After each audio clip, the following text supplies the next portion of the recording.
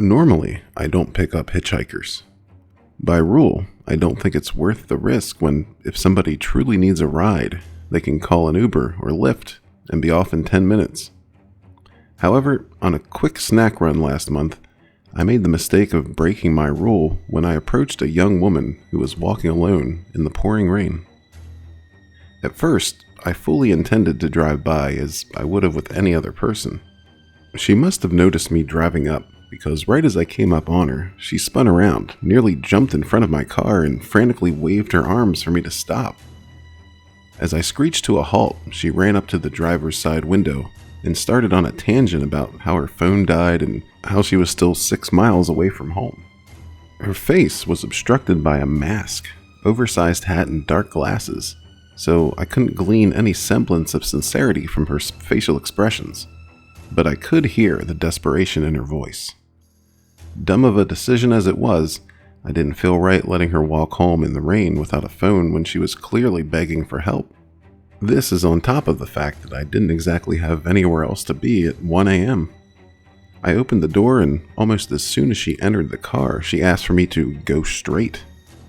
As I drove, I tried to make conversation with the stranger, but I never could get an actual response. The only reply I'd receive was, "I'd like to go home. Please help me get home." Eventually, I just gave up entirely. After around 10 minutes of driving straight, I asked if I was supposed to be turning anywhere, but was met with silence.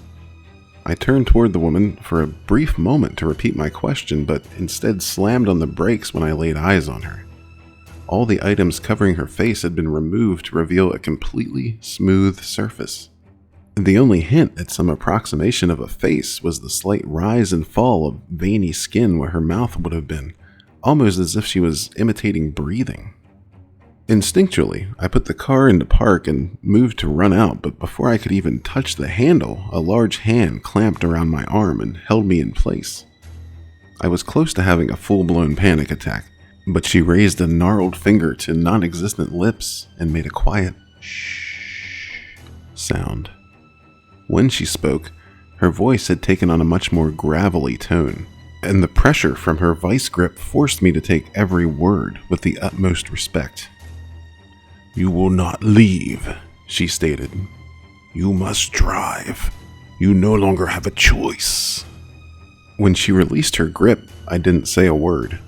I didn't even want to comment on the apparent bruising on my arm for fear she'd do much worse if I complained. I simply exhaled, put the car into drive, and kept going. We must have driven for another half hour. She'd occasionally tell me to make a turn here or there. Still, after about 15 minutes, I knew we were heading toward the more rural parts of the county, an area where people were known to go missing. With every glance in her direction, I could see her featureless face was trained on me. It was as if she was observing me, not entirely sure of whether or not she could trust I'd take her wherever she wanted to go, and as soon as that trust was broken, it would very quickly be over for me. Eventually, she instructed me to pull up to a lone, run-down house just off the highway. The windows were boarded up, and I could see piles of trash strewn about the exterior. When we stopped in front of it, she told me to get out. An unconscious shake of my head prompted her to slam her giant fist on the dashboard, cracking the plastic. Without argument, I walked out into the cold night. She followed behind and pointed at the house. In silence, we walked into the decaying building and were immediately met with a groan. I shined my phone's flashlight forward and saw what appeared to be a homeless man writhing around on the ground in pain. He was foaming at the mouth and his eyes were bloodshot. I gasped and took a step back onto some glass, which alerted him to our presence. He turned to me and begged for help. He begged for me to call an ambulance or at least take a message for his kids. He began rambling about how he'd made a colossal mistake, and unfortunately he never got to finish what he was saying. The woman pounced. In the blink of an eye, she was on top of him. Her hand contorted into a claw that wrapped entirely around his face. 13 grotesquely long fingers held his head down as he struggled against her ungodly strength. He tried to fight back, but the weak man's struggles were met with even more force. The creature upon him was determined to lap up every last breath, and I swore I could hear a twisted chuckle as it watched him cling to life. The screams seemed like they went on forever, but in reality it was quick. Maybe 30 seconds had passed and he was gone. When she retracted from the body, a quick shine of my phone's light revealed a broken jaw, a twisted nose, and deep bruising around the neck. The woman faced away from me, and for a moment we both just stood there in that horrible place. I tried to find my voice. I wanted nothing more than the strength to tell her that all I wanted was to go home and pretend that night was all a nightmare. But I didn't have to. Reminiscent of the way she turned to me on that dark, rainy road, she spun around and revealed not just a large smile, but a brand new face.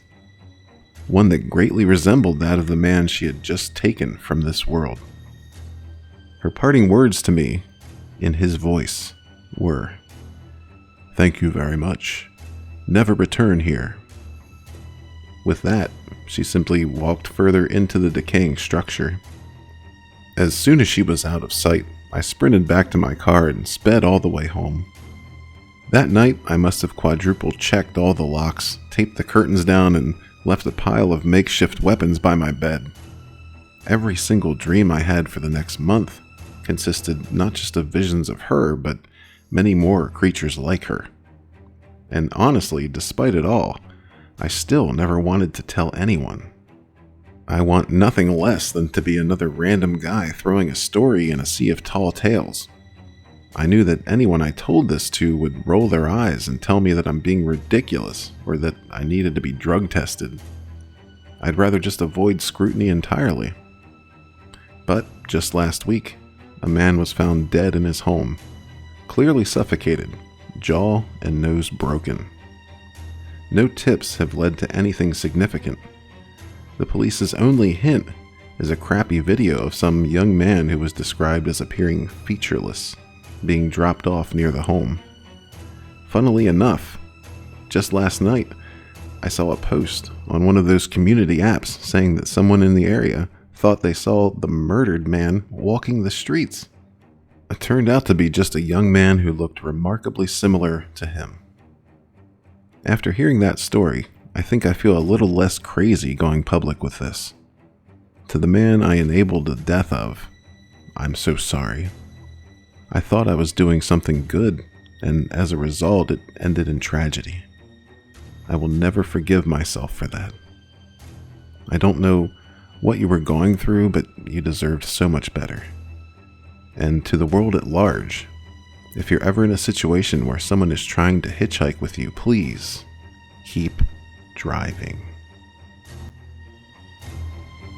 Humans are cowards. Too often, they remain silent in the face of injustice, simply to save face.